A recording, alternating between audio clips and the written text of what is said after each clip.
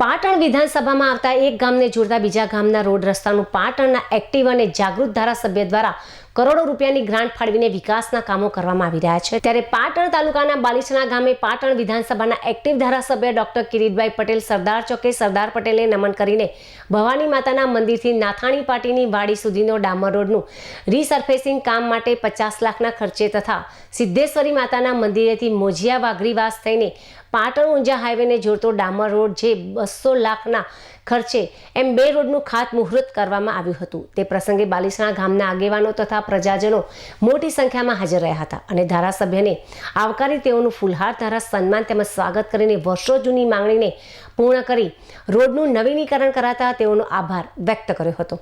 તો પાટણના ધારાસભ્યના હસ્તે શાસ્ત્રોક્ત મંત્રોચ્ચાર સાથે આ બંને રોડનું ખાતમુહૂર્ત કરવામાં આવ્યું હતું।